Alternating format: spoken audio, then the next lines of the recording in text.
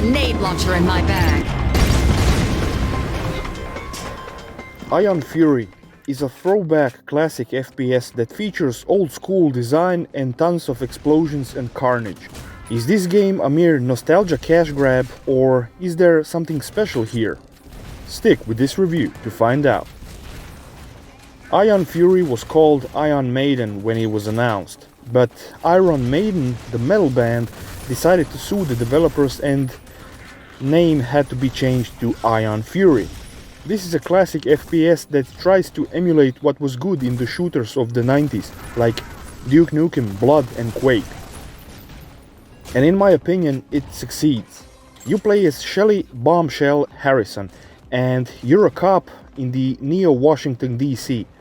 Some evil dude by the name of Haskell unleashes his horde of cultists, and you're on a mission to get rid of them.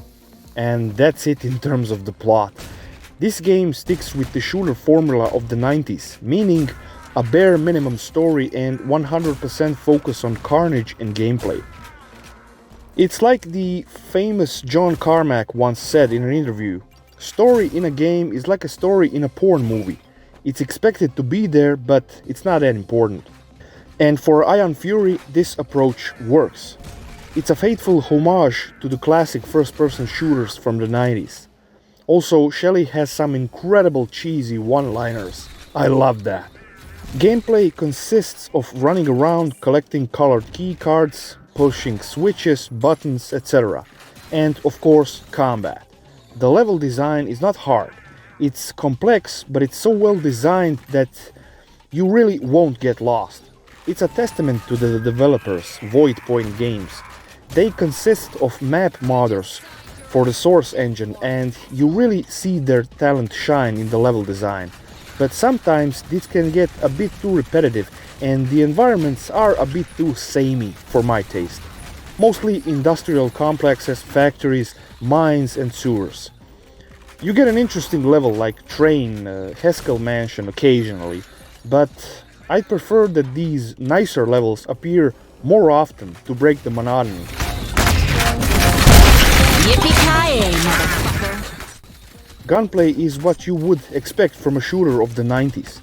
Every gun is special and unique in its own way, and all have alternative fire modes. I especially love the machine gun. It shoots out incendiary rounds and sets enemies on fire, because why not? The shotgun is also very impactful, and its secondary mode is throwing grenades. I love the bowling bomb the most. It's like the name suggests, a bomb that you bowl and it homes in on the enemies.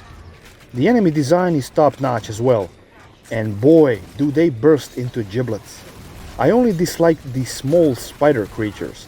They are far too small to hit properly, and there's a ton of secrets in this game for you to find if you're into that. This game also has a very unique soundtrack. It's 90s synth and it's fucking brilliant. This game is made in the Source engine. Yeah, the Source engine from the 90s, but albeit a modified version. It's essentially 2.5D with enemies and most of the environment detail being sprites. If someone wants to argue that pixelated sprites can be considered an art form, Ion Fury is a perfect game to present that argument. It's pixelated, dated, but it's so goddamn gorgeous.